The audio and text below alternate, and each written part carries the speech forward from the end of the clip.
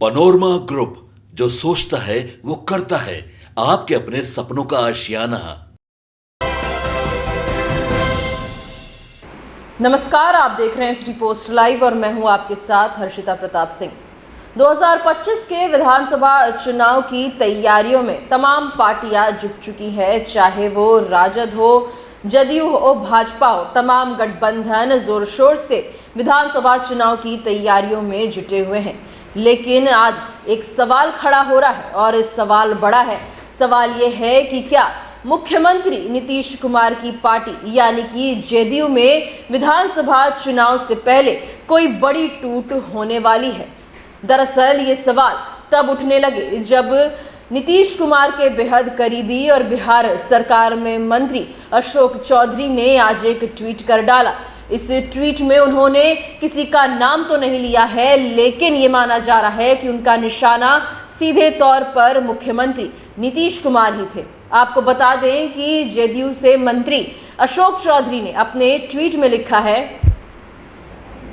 कि बढ़ती उम्र में इन्हें छोड़ दीजिए। एक दो बार समझाने से यदि कोई नहीं समझ रहा है तो सामने वाले को समझाना छोड़ दीजिए।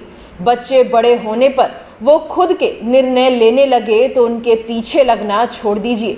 गिने चुने लोगों से अपने विचार मिलते हैं, यदि एक दो से नहीं मिलते तो उन्हें छोड़ दीजिए।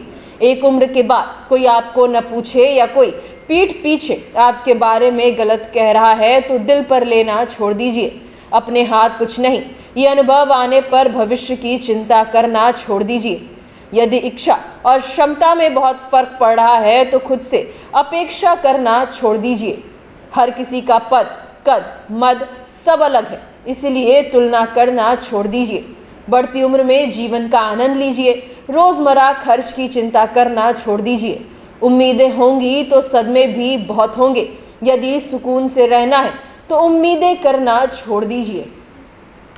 बिल्कुल एक शायराना अंदाज में मंत्री अशोक चौधरी ने ये ट्वीट किया है। किसी का नाम तो नहीं लिया है, लेकिन ये माना जा रहा है कि अशोक चौधरी का निशाना मुख्यमंत्री नीतीश कुमार पर है। आपको बता दें कि साथ ही साथ कहीं ना कहीं उनके दिल को, उनकी भावनाओं को ठेस पहुंची है किसी बात से, ऐसा भी अनुमान इस ट्वीट के बाद लगाया जा रहा है। इस ट्वीट में ये भी लिखा है कि पीठ पीछे अगर कोई आपकी बुराई करता है, आपकी नहीं सुनता है, तो फिर ऐसे लोगों से उम्मीदें लगाना छोड़ दीजिए, क्योंकि जितनी ज़्यादा उम्मीदें होती हैं उतनी ज़्यादा तकलीफ होती है इंसान को जब वो उम्मीदें पूरी ना हो पाए।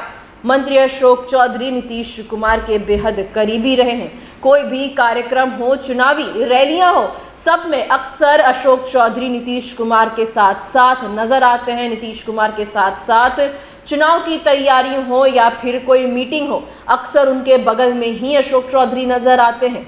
लेकिन आज अशोक चौधरी ने जो ट्वीट अपने सोशल मीडिया पर किया है, इसके बाद से सवाल उठना तय है।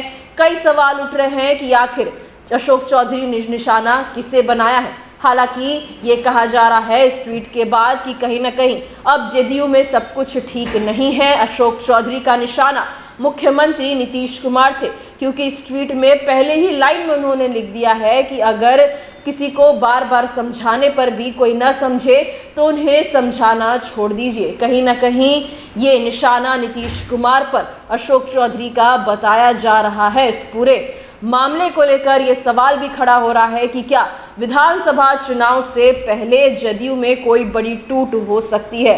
क्या जदयू में इस वक्त सब कुछ ठीक नहीं है, क्योंकि जो अशोक चौधरी लगातार नीतीश कुमार के साथ तमाम रैलियां, तमाम कामों में उनके साथ नजर आते हैं, वो अगर आज ऐसी ट्वीट कर रहे हैं तो आखिर उनकी नाराजगी किसके साथ है और ये नाराजगी क्यों है। तमाम तरीके के सवाल सियासी गलियारों में अब उठने शुरू हो गए हैं। जदयू के कोटे से मंत्री अशोक चौधरी के इस ट्वीट ने बिहार के सियासी गलियारों में बवाल मचा दिया है। उनके इस ट्वीट को लेकर जदयू की ओर से क्या रिएक्शन आता है, विपक्ष क्या कुछ कहता है, साथ ही साथ क्या वाकई अशोक चौधरी का निशाना मुख्यमंत्री नीतीश कुमार थे, क्या वाकई 2025 के विधानसभा चुनाव से पहले जदयू में कोई बड़ी टूट देखने को मिल सकती है, ये देखने वाली बात होगी। फिलहाल इस खबर में इतना ही। धन्यवाद।